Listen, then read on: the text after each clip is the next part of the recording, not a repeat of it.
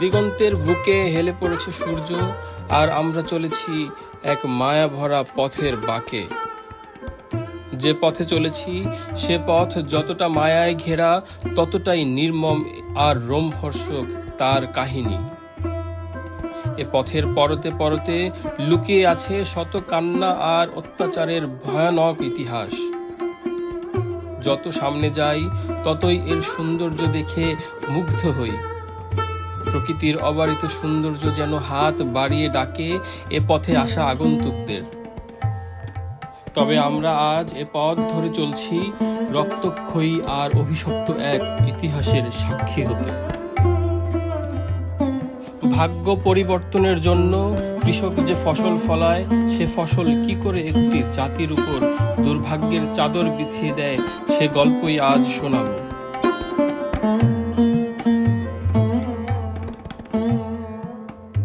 নীল চাষ তেমনি এক ভয়ানক আর অভিশপ্ত অধ্যায় এ অঞ্চলের কৃষকদের জন্য।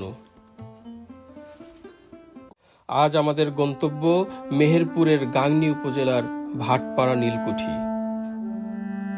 নীলকুঠিগুলো মূলত পরিচালিত হতো ইংরেজ শাসন আমলে নীল চাষকে কেন্দ্র করে।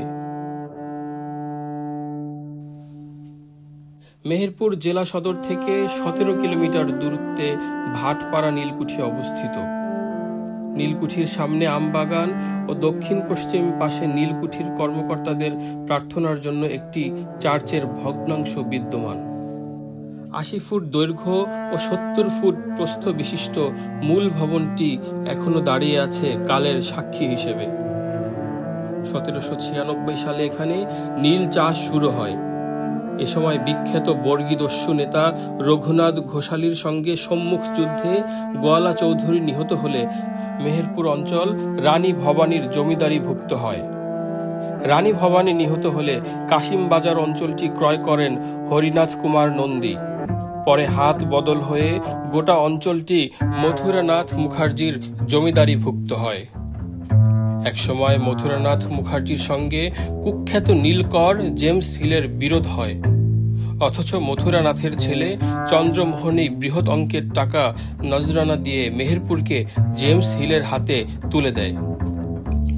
বর্তমানে মূল ভবন ছাড়াও জেলখানা, মৃত্যুকূপ ও ঘোড়ার ঘরগুলো দাঁড়িয়ে আছে জীর্ণ শীর্ণ অবস্থায়। ভবনের ক্ষয়ে যাওয়া ইট আর চুন সুরকির প্রলেপের মাঝেই কৃষক আর নীল চাষীদের অভিশাপ স্পষ্ট। একসময় এখানেই নীল চাষে অবাধ্য কৃষকদের ধরে এনে বন্দি এবং নির্যাতন করা হতো এ নীলকুঠির অন্দরে।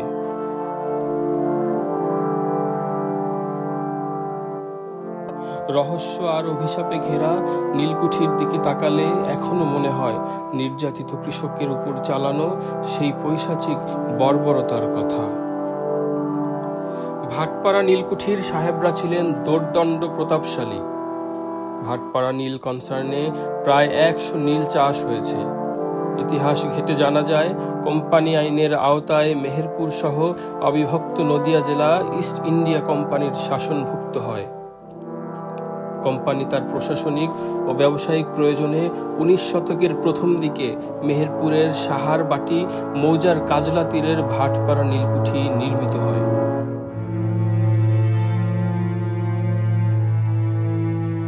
অবিভক্ত নদিয়া জেলার নীলকুঠিগুলোর মধ্যে ভাটপাড়া নীলকুঠি ছিল অত্যন্ত গুরুত্বপূর্ণ। এক পর্যায়ে বেঙ্গল ইন্ডিগো কোম্পানি ও রবার্ট ওয়াটসন অ্যান্ড কোম্পানি অত্র এলাকার অধিকাংশ জমির ইজারা নেয়।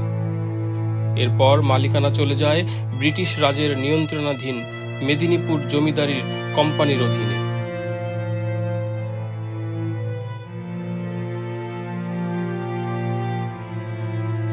এই কুঠি বাড়িতে একসময় টমাস আইভান কেনি, শেলি ক্রফোর্ড ও তাদের সতীর্থরা নাচ গানের আসর বসাতেন। এখানে অবস্থান করে প্রজাদের উপর অত্যাচারের স্টিম রোলার চালিয়েছে জন স্টুয়ার্ট, আলেকজান্ডার স্মিথ, জন হার্ডারের মতো ভয়ঙ্কর নীলকর সাহেবরা। ভাটপাড়ার এই নীলকুঠি থেকে বিলেতে নীল রপ্তানি হতো। কলকাতার নীল শিল্প, নীল চাষের সঙ্গে সংশ্লিষ্ট বাণিজ্যিক প্রতিষ্ঠানের ভাগ্য ভাটপাড়ার নীলকুঠির কর্মকাণ্ডের উপর নির্ভর করত।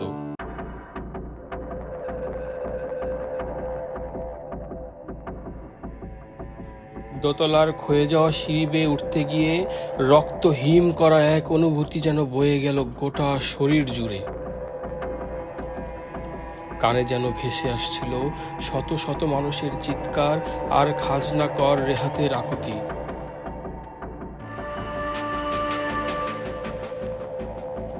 এ কুঠির কক্ষগুলোতে সাহেবদের মনোরঞ্জন করতে কত যে নারীকে তার সম্ভ্রম দিতে হয়েছে তার কোনো ইয়ত্তা নেই।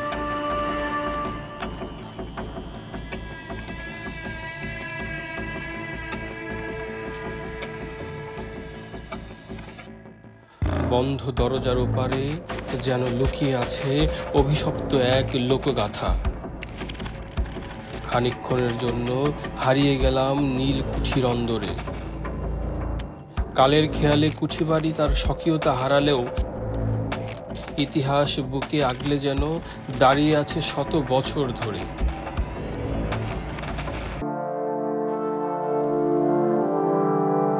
নীলকুঠির উত্তর পশ্চিমে কাজলা নদীর তীর ঘেঁষে দাঁড়িয়ে ধ্বংসপ্রাপ্ত ঘোড়ার আস্তাবল এবং কাছারি বাড়ি।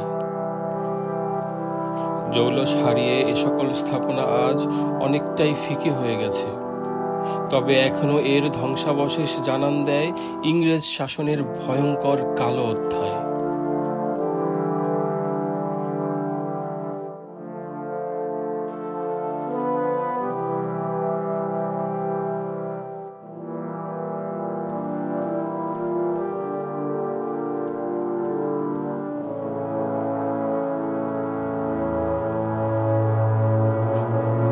কালের খেয়ালে প্রমত্তা নদীও একদিন হারিয়ে ফেলে তার দাপট।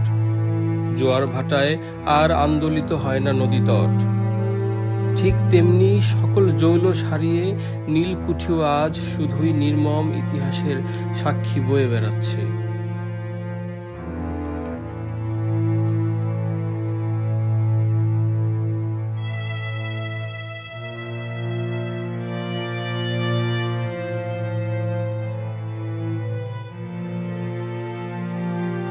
আমার সফরের আজ ইতি টানছি।